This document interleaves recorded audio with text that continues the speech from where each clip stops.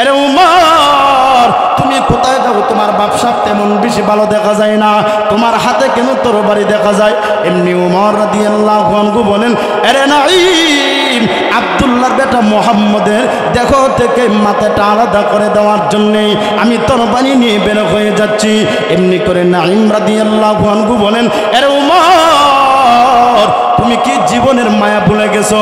তুমি কি মনে করেছো আব্দুল্লাহর বেটা মুহাম্মদের দেখো থেকে যদি মাথাটা আলাদা করে দাও তাহলে কি আব্দে মানবের গোত্ররা তোমাকে বাঁচতে দিবে, তোমাকে ছেড়ে দিবে না? তুমি তাদের কাছ থেকেও বাঁচতে পারবে না। এমনি করে উমর রাদিয়াল্লাহু আনহু বলেন, আরে নাঈম, আমি বুঝেছি তুমি মনে হয় আব্দুল্লাহর বেটা মুহাম্মদের হাত ধরে তুমিও কালিমা পড়ে মুসলমান হয়ে গেছো, আগে তোমাকে খতম করে দিতে হবে। এমনি করে নাঈম বিন আব্দুল্লাহ রাদিয়াল্লাহু তাআলা ডাক দেয়া বলেন, রে উমর, তুমি আমাকে শেষ করার আগে আল্লাহর নবী বিশ্ব নবী রাহমাতুল লিল আলামিনকে শেষ করার আগে তোমার বোন এবং তোমার বোন জামাই হযরতে সাঈদ রাদিয়াল্লাহু তাআলা তারা দুজন ইসলাম ধর্ম গ্রহণ করে ফেলেছে, আমাদেরকে শেষ করার আগে তোমার ঘর তুমি সংশোধন করো। যেই মাত্র হযরতে উমরকে নাঈম বিন আব্দুল্লাহ রাদিয়াল্লাহু তাআলা যখন এই কথাটা শোনাইয়া দিলেন, হযরতে উমর তখন একেবারে থমকে গেলেন। কি ব্যাপার, আমি আব্দুল্লাহ বেটা মুহাম্মদের দেহ থেকে মাথাটা আনবো আর আমার ঘরের আমার নিজের বোন আর আমার বোন জামা ইসলাম ধর্ম গ্রহণ করবে, এটা কেমনে সম্ভব? উমরকে ডাক দিয়া বলেন, এর উমর, তোমার চেহারার ভিতরে কেন কান্নার ভাব দেখা যায়, চোখের ভিতরে পানি দেখা যায়? এমনি করে উমর রাদিয়াল্লাহু তাআলা ডাক দিয়া বলেন, ইয়া রাসূলুল্লাহ, ইয়া হাবিবাল্লাহ, ওগো নবীজি, আমার কোনো কিছু হয়নি, কিন্তু আমি যখন রাস্তার ভিতরে বের হয়ে গিয়েছিলাম এমনি দেখি রাস্তার ভিতরে একটা যুবক বড় হাউমাউ করে কান্না করেন। তার কান্না দেখি আমি উমর নিজেকে সামলাতে পারলাম না, আমার চোখ দিয়ে অটোমেটিক কান্না চলে আসলো। অনেক সময় দেখবেন এমন কান্না আছে যে কান্দে তারে যে দেখে সেও কান্দে, ঠিক না? কারো যদি বাবা মারা যা, মা মারা যা, তো তার কান্নার ভাব দেখলে আপনি দাঁড়ের থাইকাও আপনার চোখ দিয়ে ভানিয়ে এমন কান্না মনে নাই। এবার খলিফাতুল মুসলিমিন ওমর রাদিয়াল্লাহু তাআলা পয়গম্বরকে ডাক দিয়ে বলেন, ওগো আল্লাহর নবী, আমার কোনো কিছু হয় নাই, কিন্তু রাস্তার ভিতরে এমন একটা যুবক দেখলাম, এই যুবক সে কেন জানি হাউমাউ করে কান্না শুরু করে দিয়েছি। এই কান্না দেখি আমি ওমর নিজেকে সামলাতে পারলাম না। এমনি করে আল্লাহ নবী পয়গম্বরের সাহাবী উমর রাদিয়াল্লাহু তাআলা ডাক দিয়ে বলেন, আরে উমর, যাও যাও, ওই যুবকটাকে নিয়ে আমি নবীজির দরবারে হাজির করো। এমনি করে উমর রাদিয়াল্লাহু তাআলা এবার যুবকের কাছে গেলেন, গিয়ে যুবককে ডাক দিয়ে বলেন, এর যুবক, আল্লাহ নবী পাঠাইছেন তোকে নবীজির কাছে নিয়ে যাওয়ার জন্যে। এবার নবীজির কাছে ওই যুবকটাকে যখন নিয়ে যাওয়া হলো, এমনি নবীজি জিজ্ঞাসা করলেন, এর যুবক, তুমি কেন রে এইভাবে হাউমাউ করে কান্না করতেছো? এমনি যুবকটা ডাক দিয়ে বলেন, হুজুর, আমি এমন বড় অপরাধ করে ফেলেছি, এমন বড় গুনাহ করে ফেলেছি, আমার মতো গুনাহগার মনে হয় আল্লাহর জমিনে কেউ নাই। হুজুর, আমাকে আল্লাহ মাফ দিবে কিনা? এমনি করে নবীজি ডাক দিয়া বলেন, আরে যুবক, বলো না কে কোন কারণে তুমি এমন ভাবে কান্না করতেছো, কোন গুনাহ করেছো, কোন অপরাধ তুমি করে ফেলেছো? এমনি যুবকটা ডাক দিয়ে বলেন, ওগো নবী, আমি ছিলাম একজন মদিনার কাফন চোর, আমি কাফন চুরি করে আমার সংসারের খরচ বহন আমি নিয়মিত করি, কিন্তু ঘটনাক্রমে আমি যখন একদিন একটা নতুন কবরের ভিতরে ঢুকলাম, সেখানে ঢুকি এমনি করে ওই মুর্দার শরীর থেকে যখন কাফনে কাপড়টা উঠে নিয়ে যাব, এমনি তাকায় দেখি সুন্দরী রূপসী একটা মেয়ে কবরের ভিতরে শুয়ে আছে। তার এত সৌন্দর্য দেখে আমি যুবক আর নিজেকে সামাল দিতে পারলাম না। আমার গাড়ির ভিতরে শয়তান চাপা দিয়া ওই মৃত ব্যক্তি, ওই মৃত মহিলার সঙ্গে খবরে আমাকে জিনা করাইলো। এমনভাবে জিনা করলাম, জিনা করার পরে আমি যখন জিনার কাজ ছেড়ে যখন চলে যাব, এমনি শুনি আল্লাহ নবী গো আমার বিশ্বাস ওই মেয়েটা আমাকে ডাক দিয়ে বলছে, এর যুবক তুমি আমার সঙ্গে এত বড় একটা সর্বনাশের কাজ তুমি কেমনে করলা, কেন করলা, কেন রে তুমি আমার সঙ্গে এত বড় একটা কাজ করলা? আমার পরিবারের লোকেরা আমাকে গোসল করাইয়া আমাকে দাফন করিয়া আমি যেন পবিত্র হইয়া মহান আল্লাহর কাছে দাঁড়াতে পারি, তুমি কেন আমাকে কবরের ভিতরে নাপাকি করলাম? এবার যুবকটা ডাক দিয়ে বলেন, হুজুর এই আওয়াজটা শুনে আমার ভিতরে আল্লাহর ভয় পয়দা হয়ে গেছে, এমনভাবে ভয় পয়দা হয়ে গেছে না জানি আমার আল্লাহ আমাকে মাপ দিবি। এবার যুবকটা এই যেই মাত্র এই কথাগুলা বললেন, এমনি আল্লাহর নবী ডাক দিয়ে বলেন, এর যুবক তোর মতো নাফরমানকে আল্লাহ মাপ দিবি কিনা আমি জানি না, যা আমার দরবার থেকে তুই বের হইয়া যা। এবার যুবকটা নবীজির দরবার থেকে বের হইয়া এবার যুবক ওই জঙ্গলার ভিতরে গিয়ে এমনভাবে কান্না করেছেন, একাধারে 40 দিন পর্যন্ত যুবকটা কান্না করেন। 40 দিন পর আমার আল্লাহর কাছে তার দিলের ভিতরে যে আমার আল্লাহর ভয়ের পয়দার কাজ করেছে, আল্লাহর ভয়ের কাজ করেছে, এই জন্য আমার আল্লাহ রাব্বুল আলামিন 40 দিন পর মহান আল্লাহ তারা মাফ করে দিয়েছে। এবার আল্লাহ জিব্রাইলকে পাঠালেন, জিব্রাইল আমার হাবিব রে জানায়া দাও এই আসমান জমিনের মালিক কে? বলে আল্লাহ। বলে মাফ করনে ওয়ালা কে? বলে আল্লাহ। বলে আল্লাহ যদি মাফ করনে হয়ে থাকে তাহলে ওই যুবকটাকে কেন গো নবী আপনি বের করে দিলেন? ওগো নবী আমার আল্লাহ জানায়া দিয়েছেন ওই যুবকের কান্না এমন ভাবে আল্লাহর কাছে দরখাস্ত মঞ্জুর হয়ে গেছে, মহান আল্লাহ রাব্বুল আমিন ওই যুবকের তামাম জীবনের গুনাহ মহান আল্লাহ মাফ করে দিয়েছে। তাহলে তার ভিতরে কেন আল্লাহ তাআলা মাফ করলেন? তার ভিতরে আল্লাহর ভয় কাজ করছে। কি করছে? আল্লাহর ভয় কাজ করছে। সুতরাং মুমিন যদি হতে হয় তাহলে সর্বপ্রথম কাজ হইল আমাদের আল্লাহর ভয়, আমাদের দিলটা কম্পন শুরু হয়ে যাবে। আমাদের যাদের দিল আল্লাহর ভয়ে কম্পন শুরু হয় বোঝা যাবে তারাই মুমিনের প্রথম নম্বর গুণের অধিকারী। সুবহানাল্লাহ জোরে কোন, আর চিৎকার মেরে বলি সুবহানাল্লাহ। এই জন্য আমার ভাই আল্লাহর দেওয়া 5টা কোয়ালিটির ভিতরে একটা কোয়ালিটি কি? আল্লাহর ভয় দিলে ঢুকাইতে হবে। কি ঢুকাইতে হবে? আল্লাহর ভয় যদি দিলে না ঢুকাই তাহলে আমাদের দ্বারা অটোমেটিক জিনার কাজ হতে পারে কি পারে না? আমাদের দ্বারা সুদ খাওয়া, ঘুষ খাওয়া, জিনা, বেবিচার, অন্যায়, অবিচার সহ ওপরে মাল আত্মসাৎ করা সব কিছুই আমাদের পক্ষে সম্ভব হবে যতক্ষণ পর্যন্ত আল্লাহর ভয় আমাদের দিলে কাজ না করবে। সুতরাং আল্লাহর ভয় যার দিলের ভিতরে কাজ করবে তাহলে আল্লাহ বলেন তারা মুমিনের প্রথম নম্বর গুণের অধিকারী। আল্লাহ কোন 2 নম্বর গুণ কি? আল্লাহ নিজে বলেন, ওয়াইদা তুলিয়াত আলাইহিম আয়াতুহু যাদাতহুম ঈমানা।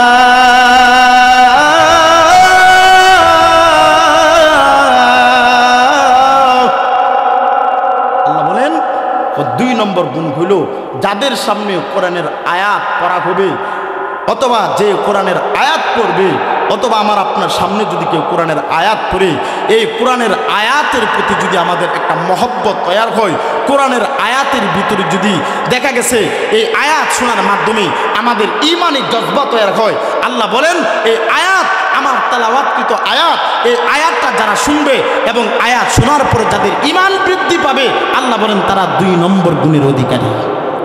তাহলে এখানে ভিতরে কি গান হয় না আওয়াজ হয়? ওয়াজ হয় কিনা? ওয়াজের মধ্যে কি গান হয় না কোরআন তেলাওয়াত হয়? তো ওয়াজের মধ্যে আসলে আমাদের ঈমানি জজবা বাড়ে কি বাড়ে না? আওয়াজ দিয়ে এখন বাড়ে কি বাড়ে না? আল্লাহ বলেন যাদের ঈমানি জজবা বাড়বে আল্লাহ বলেন তারা 2 নম্বর গুণের অধিকারী। এর জন্য দেখুন এই কোরআন মানুষের দিলের ভিতরে কি পরিমাণ কাজ করে। কোরআন এমন একটা কোরআন, এই কোরআন মানুষের দিলের ভিতরে যদি এই কোরআনের আয়াত সমূহ মনোযোগ সহকারে যদি কেউ শুনে তার ভিতরে এমনভাবে কাজ করে অটোমেটিক তার জীবনটাই আল্লাহ পাক পরিবর্তন করে দেন। সুবহানাল্লাহ জোরে কইতেন না?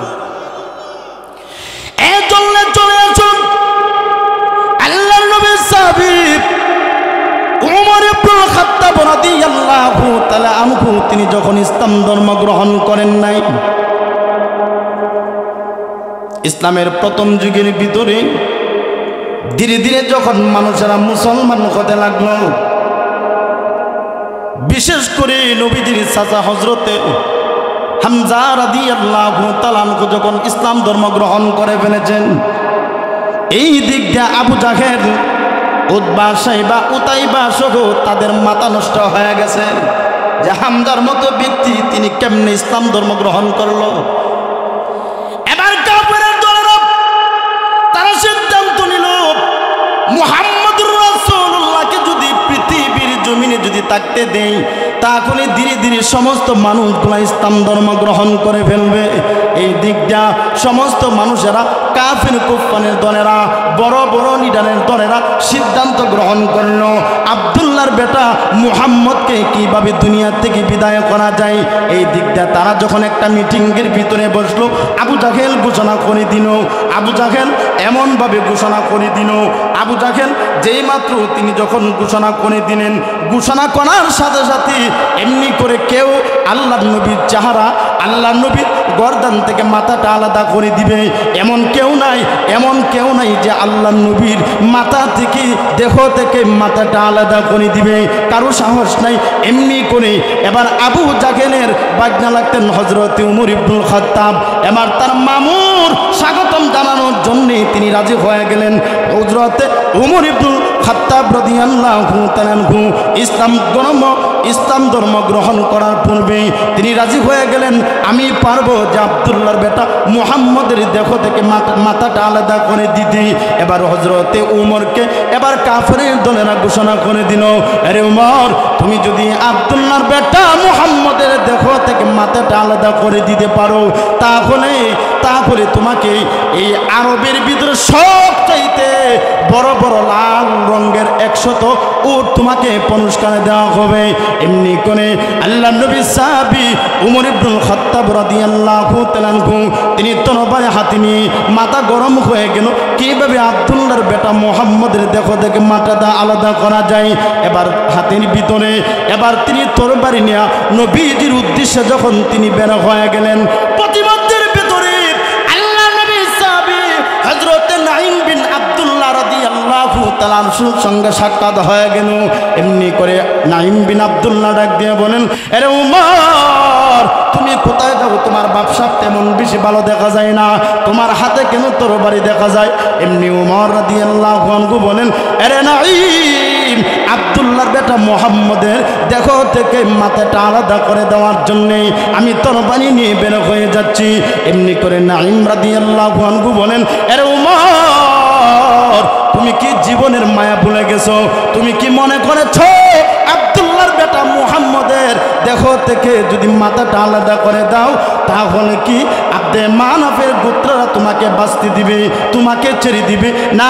তুমি তাদের কাছ থেকেও বাঁচতে পারবে না।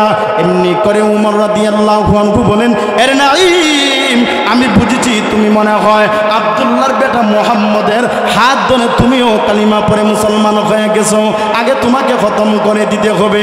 এমনি করে নাঈম বিন আব্দুল্লাহ রাদিয়াল্লাহু তাআলা ডাক দেয়া বলেন, রে উমর, তুমি আমাকে শেষ করার আগে আল্লাহর নবী, বিশ্ব নবী রাহমাতুল লিল আলামিনকে শেষ করার আগে তোমার বোন এবং তোমার বোন জামাই হযরতে সাঈদ রাদিয়াল্লাহু তাআলা তারা দুজন ইসলাম ধর্ম গ্রহণ করে ফেলেছে, আমাদেরকে শেষ করার আগে তোমার ঘর তুমি সংশোধন করো। যেই মাত্র হযরতে উমরকে নাঈম বিন আব্দুল্লাহ রাদিয়াল্লাহু তাআলা যখন এই কথাটা শুনাইয়া দিলেন, হযরতে উমর তখন একেবারে থমকে গেলেন। কি ব্যাপার, আমি আব্দুল্লাহর বেটা মুহাম্মদের দেহ থেকে মাথাটা আনবো আর আমার ঘরের, আমার নিজের বোন আর আমার বোন জামা ইসলাম ধর্ম গ্রহণ করবে, এটা কেমনে সম্ভব?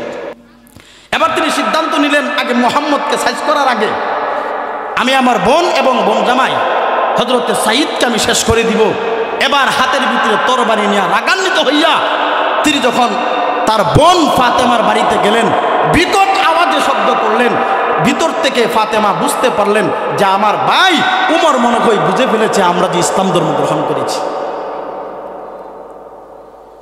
শেষ পর্যন্ত হযরতে উমর ঘরের ভিতরে প্রবেশ করলো। প্রবেশ করার পরে তার বোনকে বলল, বোন, তুমি নাকি ইসলাম ধর্ম গ্রহণ করেছো?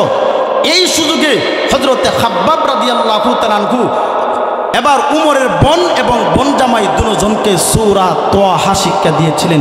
সুবহানাল্লাহ, জোরে কোন, আরো জোরে কোন।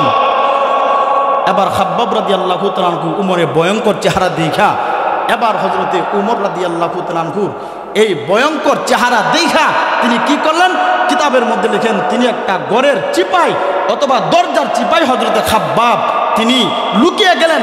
আর এই দিক দিয়ে হযরতে উমর তখন খাব্বাবকে আর দেখলেন না, আর তার বোন এবং তার বোন জামাই হযরতে সাঈদ রাদিয়াল্লাহু তাআলা আনহুকে আঘাত করতে শুরু করেছে। এবার আঘাত করতে করতে এক পর্যায়ে উমর ডাক দিয়ে বলে, রে বোন, তোমার কি এখনো পর্যন্ত তোমার জানের মায়া হয় না? তোমাকে যেহেতু মারা মারলাম, তোমাকে যেহেতু মারা মারলাম, তোমার কি এখনো পর্যন্ত তোমার জানের মায়া হয় না? তুমি তো দুনিয়া থেকে বিদায় হয়ে যাবে। এমনি করে ফাতেমা ডাক দিয়ে বলে, আরে ওমর, তুমি যেই খাত্তাবের চেনে, আমি কিন্তু সেই খাত্তাবের মেয়ে। আমি ইচ্ছা করলে ওমর তোমার গায়েও আমি হাত দিতে পারি। এরপরেও উমর আরো মারতে শুরু করলো। হযরতে ফাতেমা শরীরটা রক্তাক্ত হয়ে গেল, এমনভাবে রক্তাক্ত হয়ে গেছে। এমনি রক্তাক্ত হওয়ার পরেও এরপরও তারা বলেন না, আমরা ইসলাম ধর্ম ত্যাগ কখনো করব না। এর উমর, তুমি আমাদের জীবন থেকে আমাদের জীবন তুমি কেড়ে নিয়ে যেতে পারো, আমাদের দেহ থেকে আমাদের প্রাণটা উড়িয়ে নিয়ে যেতে পারো, কিন্তু এরপরও ইসলাম ধর্ম আমি কখনো ছাড়ব না। এই মুহূর্তে আল্লাহর কি কুদরত, এমনি করে উমর রাদিয়াল্লাহু তাআলা আনহু যখন তিনি আঘাত করতে শুরু করলেন, আঘাত করতে করতে তার জান চলে যাবে, তারপর ইসলাম ছাড়বে না। এবার উমর উনার ভিতরে একটা ভয় কাজ করলো যে বাস্তবে কোন কারণে ইসলামের প্রতি তার মহব্বত ঢুকে গেছে, এই জিনিসটা একটু যাচাই করার দরকার। এমনি হযরতে উমর ইবনুল খাত্তাব রাদিয়াল্লাহু তাআলা আনহু এমনি করে তার বোনকে ডাক দিয়ে বলে, রে বোন, শুনেছি তুমি যে গড়ির ভিতরে গুন গুন শব্দে কি জানি তেলাওয়াত করেছিনি, তুমি যে তেলাওয়াত করেছিনি একটু আমাকে দেও না, দেখি ওই তেলাওয়াতের ভিতরে মহান তোমাদের রব কি বলেছে, মুহাম্মদ কি বলেছে। এমনি ফাতেমা ডাক দিয়ে বলে, না ভাই, তোমাকে বিশ্বাস করা যায় না। হযরতে ফাতেমা কাপড়ের ভিতরে সূরাতুত তাহা লেখা ছিল। এবার ফাতেমা উনার কাপড়ের ভিতরে সূরাতুত তাহার যে নকশাটা ছিল, এবার এই নকশাটা এবার তার কাপড়ের ভিতরে লুকিয়ে ফেললেন। লুকিয়ে ফেরার পরে হযরতে উমরকে ডাক দিয়ে বলেন, না ভাই, তোমার কাছে কখনো দেওয়া যাবে না, তোমাকে বিশ্বাস করা যায় না, তোমাকে বিশ্বাস করা যায় না। তুমি যদি নষ্ট করে ফেলো, আমি আল্লাহর কোরআন কোথায় পাবো? না, তোমার হাতে কখনো দেওয়া যাবে না। এমনি করে উমর ডাক দিয়ে বলো, রে বোন, দে দে, আমি তোর কাছে ওয়াদা করলাম, আমি এই কোরআন নষ্ট করবো না, শুধু একটু আমাকে দে, একটু আমাকে দেখতে দে। এমনি করে ফাতেমা ডাক দিয়ে বলে, আরে উমর, তোমার শরীর তো হইল না পাক, তুমি তো উজুর ফরজ কি জিনিস, এই জিনিসগুলোই তুমি জানো না। এমনিতে গোসল করেছ, তোমার গোসল তো হয় নাই, তোমার গোসল ফরজ আদায় তোমার হয় নাই, সুতরাং তুমি কোরআন ধরতে পারবে না। কোরআন যদি ধরতে হয় তোমাকে উজুর ফরজ আদায় করে তোমাকে গোসল করতে হবে। এমনি করে উমর ইবনুল খাত্তাব রাদিয়াল্লাহু তাআলা আনহু তিনি এবার ডাক দিয়ে বলেন, রে বন্দে, আমি গোসল করব, এরপরও তোর কোরআনকে আমি দেখে দিব কি এই কোরআনের ভিতরে কি লেখা আছে। এমনি করে এবার ফাতেমার কথা অনুযায়ী হযরতে উমর ইবনুল খাত্তাব রাদিয়াল্লাহু আনহু তিনি যখন গোসল করলেন, গোসল করার পরে এবার তার বোনের কাছে ডাক দিয়ে বলে, রে বোন, দে দে, এই কোরআনটা আমাকে দে, আমি একটু দেখি কোরআনের ভিতরে কি লেখা আছে। এবার সূরা তাহা যখন হযরতে উমরের হাতে দেওয়া হলো, এক পর্যায়ে উমর যখন তেলাওয়াত করতে শুরু করলো, কারণ উমর তো যদিও ইসলাম ধর্ম গ্রহণ করে নাই, তিনি তো আরবি জানেন। তিনি কি জানেন? আরবি জানেন। তিনি আরবি পড়তে শুরু করলো। এবার এক পর্যায়ে এবার যেই মাত্র কুল ইন্নানি আনাল্লাহ আয়াত পর্যন্ত যেই মাত্র আসলো, এবার উমর থমকে গেলেন। থমকে ফাতেমাকে ডাক দিয়ে বলে, রে ফাতেমা, এটা তো পৃথিবীর কোনো মানুষের বানানো না, পৃথিবীর কোনো কবির বানানো না, এটা নিশ্চয়ই মহান আল্লাহ এটাকে নাজিল করেছেন। এত সুন্দর কথা পৃথিবীর কোনো কবিতা আবৃত্তি করতে পারবে না, কোনো কবিরাও পর্যন্ত এত সুন্দর আবৃত্তি তারা করতে পারবে না। এমনি করে এবার উমর ডাক দিয়ে বলল, রে বোন, চল না, চলে যাই, কোথায় রে মুহাম্মদ আছে, একটু দে, মুহাম্মদের কাছে আমাকে নিয়ে যা, আমি ইসলাম ধর্ম গ্রহণ করে ফেলবো, আমি ইসলাম ধর্ম গ্রহণ করে ফেলবো, কালিমা পড়ে ফেলবো, আমাকে মুহাম্মদের দরবারে নিয়ে যা। কিতাবের ভিতরে আসছে হযরতে খাব্বাব রাদিয়াল্লাহু তাআলা আনহু তিনি যে দরজার কাছে লুকায়িত ছিলেন, এমনি করে তিনি দৌড় দিয়ে বের হয়ে বলেন, উমর খুদার কসম করে বলি, আমি গতকাল শুনেছি আল্লাহ নবী রাহমাতুল লিল আলামিন তুমি উমর এবং আবু জাহেলের জন্য নবীজি দোয়া করেছেন। সুবহানাল্লাহ কইতেন না? আল্লাহ নবী দোয়া করেন, আল্লাহ আবু জাহেল অথবা উমর দুজনকে আল্লাহ দুইজন থেকে যে কোনো একজনকে আমার ইসলামের তলে ছায়া দাও। হযরত উমর আমার মনে হয় মহান আল্লাহ তোমার হেদায়েতের দরজা খুলে দিছে। সুবহানাল্লাহ জোরে কোন আর আওয়াজ দিয়ে বলেন সুবহানাল্লাহ।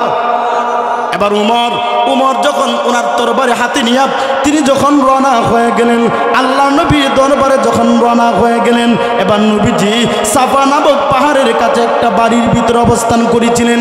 এবার সেখানে গেলেন, হযরতে উমর সেখানে যাওয়ার পরে দরজার মধ্যে যেই মাত্র নাড়া দিলেন, দরজার মধ্যে নাড়া দেওয়ার পরে এমনি করে জৈনক একজন সাহাবী দরজার কাছে এসে তাকায় দেখে উমরের হাতের ভিতরে তরবারি দেখা যায়।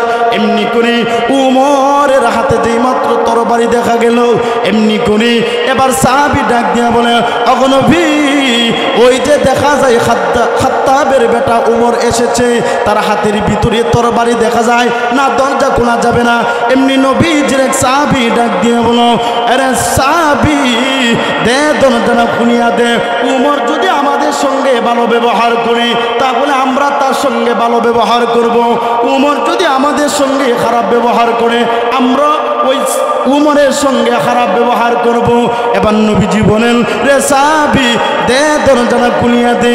এবার দরজা খুলে দিল, উমর রাদিয়াল্লাহু আনহু ঘরের ভিতরে প্রবেশ করলেন। আল্লাহ নবী হযরতে উমরের কাছে যখন হাত রাখলেন, এবার নবীজি উমরের কাছাকাছি গেলেন, গিয়া বলেন, রে উমর, আর কতদিন তুমি কুফরি অন্ধকারের ভিতরে থাকবে? আর কতদিন তুমি কাফের মুশরিক থাকবে? এখনো কি সময় হয় না? এখনো কি তুমি হেদায়েতের বাতি জ্বালাবে না? এখনো কি আল্লাহর ভয় হয় না? এখনো কি তোমার কি পরকালের ভয় হয় না? এমনি উমর রাদিয়াল্লাহু আনহু ডাক দিয়ে বলেন, ওগো নবী, আমি এসেছি, আমি আপনার কাছে কালিমা পড়ে মুসলমান হয়ে যাব, আমাকে আপনি পড়ায়া দেন লা ইলাহা ইল্লাল্লাহু মুহাম্মাদুর রাসূলুল্লাহ সাল্লাল্লাহু আলাইহি ওয়াসাল্লাম। ওই যে দেখেন কোরআন মানুষের দিলের ভিতরে কি কাজ করে, দেখছেন যে উমর কিন্তু এই কোরআনের যে গুনগুন শব্দে ফাতেমা তেলাওয়াত করেছিল, তার বোন স্বামী যেইভাবে তেলাওয়াত করেছিল, এই তেলাওয়াতের কারণে তার ভিতরে একটা ধাক্কা লাগছে।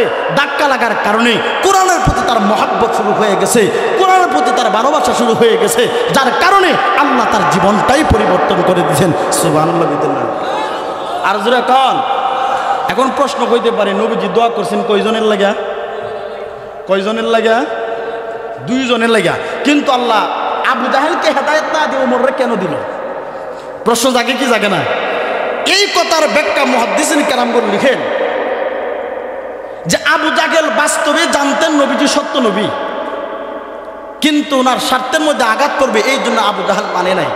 কারণ নবীজি কালিমা পড়ে মুসলমান হয়ে গেলে নেতা মানতে হবে নবীজিকে, আর এই দিক দিয়ে আবু জাহেল নেতা না হয়ে প্রজা হয়ে যাইব।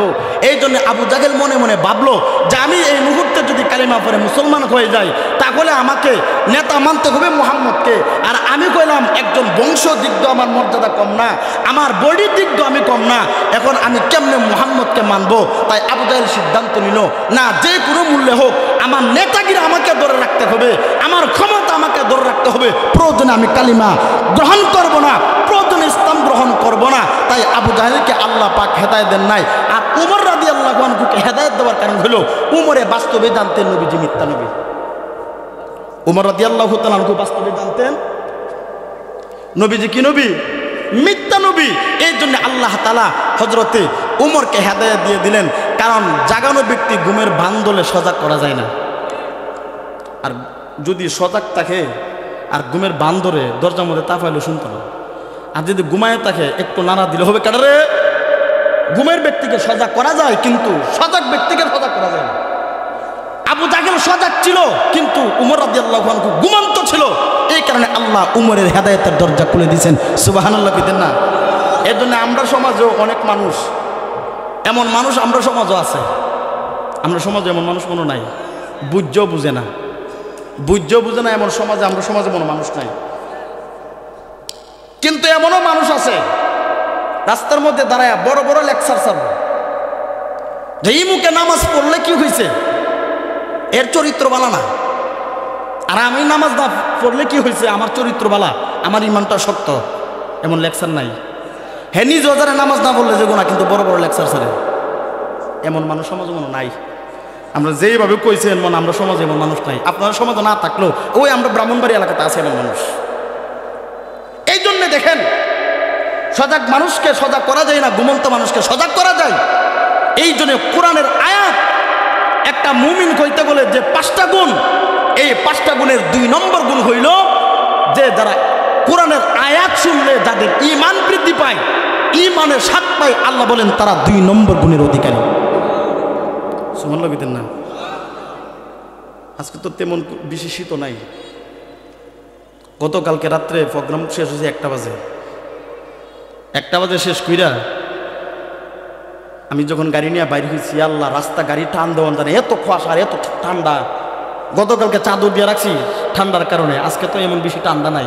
তো আপনারা যেভাবে বসছেন বোঝা যাইতেছে যে ঠান্ডা মনে আপনারা গিলা লাইছে।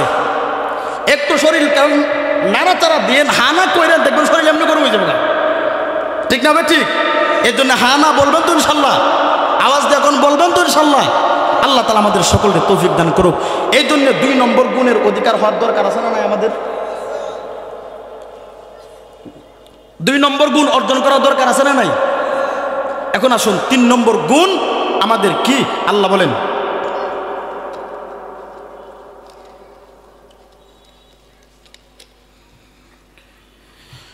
وَإِذَا تُلِيَتْ عَلَيْهِمْ آيَاتُهُ زَادَتْهُمْ إِيمَانًا وَعَلَى رَبِّهِمْ يَتَوَكَّلُونَ।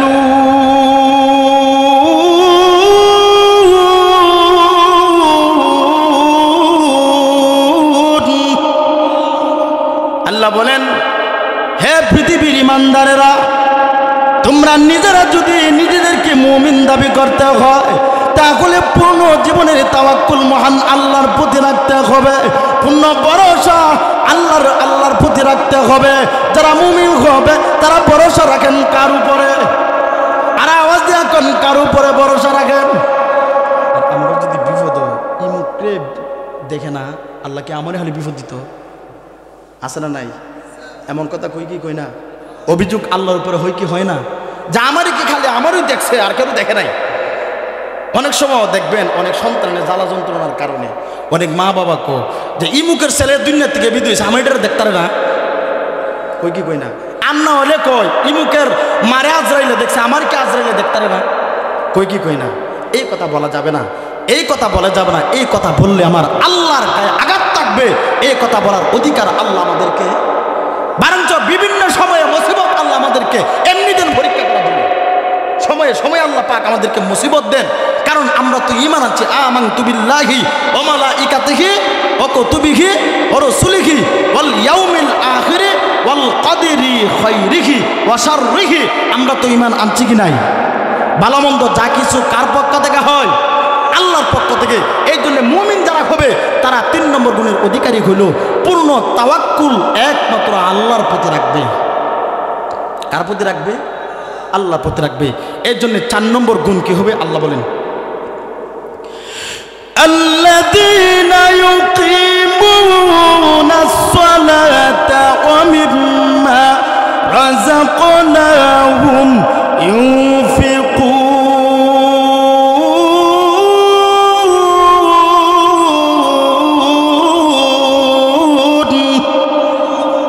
আল্লাহ রাব্বুল আমিন বলেন, তুমি যদি মুমিন দাবি করতে চাও তাহলে 4 নম্বর গুণ অর্জন করো। 4 নম্বর গুণ হইল তোমরা নামাজ প্রতিষ্ঠিত করো, নামাজ কায়েম করো। তোমরা যদি 4 নম্বর গুণ অর্জন করতে পারো, আমি আল্লাহর দেওয়া বিধানের ভিতরে একটা বিধান হলো 5 ওয়াক্ত নামাজ। তোমরা যদি 5 ওয়াক্ত নামাজ যদি আদায় করতে পারো, হে মুমিন, আমি আল্লাহ রাব্বুল আলামিন তোমাদেরকে আমি আল্লাহ মুমিন বলে সাব্যস্ত করব। এই জন্য আমার ভাইরা, পৃথিবীর জমিনে যত ব্যস্ততায় থাকুক কিন্তু নামাজ ছাড়া যাবে না। নামাজ ছাড়ুন যাবো, যত ব্যস্ত থাকুক নামাজ ছাড়ুন যাবো। নামাজ ছাড়ার কোনো অধিকার আমাদের নাই। কথা বলেন ঠিক না ঠিক? নামাজ ছাড়ার অধিকার আল্লাহ আমাদেরকে দিয়েছেন। আল্লাহ বলেন যত কিছুর মধ্যে থাকো না কেন, ব্যস্ততার ভিতরে থাকে না কেন, নামাজ তোমাকে পড়তে হবে। নামাজ এটা আল্লাহ পাকের পক্ষ থেকে ফরজ বিধান। নামাজ পড়লে কি হবে? আল্লাহ কোন ইন্নাস সালাতা তানহা আনিল ফাহশাই ওয়াল মুনকার। আল্লাহ বলেন নিশ্চয়ই নামাজ তোমাকে বিভিন্ন ফাহাশা কাজ থেকে বিরত রাখে। প্রশ্ন হইতে পারে, আমরা যে 5 ওয়াক্ত নামাজে কিন্তু চোখে গেলে আরেকবার খেতে লাল খাতে দিয়ে একটু দ্বিধাবোধ করি না? নাই, এমন নাই? ওটা হজ করে আছে বউ হাজি সাহেব, বাড়িতে নামাজ পড়ে সব কিছু করে, মসজিদে গিয়া প্রথম কাতারে নামাজ পড়ে, বাইরে আসে একটা গালি দিয়া, হ্যাঁ গালি দিব, আর না হলে জমিনে গিয়া আরেকবার খেতে লাল কাটতে থাকবো। এমন মানুষ নাই? তো নামাজ তারে পরিবর্তন করলো না কেন? আল্লাহ বলেন না করার কারণ হচ্ছে 6টা। কয়টা? এর মধ্যে আল্লাহ বলেন তার নামাজটা আল্লাহর দরবারে গ্রহণযোগ্য হয় নাই। কি হয় নাই? আল্লাহর দরবারে গ্রহণযোগ্য হয় নাই। কেন হয় নাই? কারণ তার নামাজটা হয় নাই, তার খুলিসিয়ত তার ভিতরে নাই। আল্লাহ বলেন ওয়াইদা কামু ইলাস সালাতি কামু কুসালা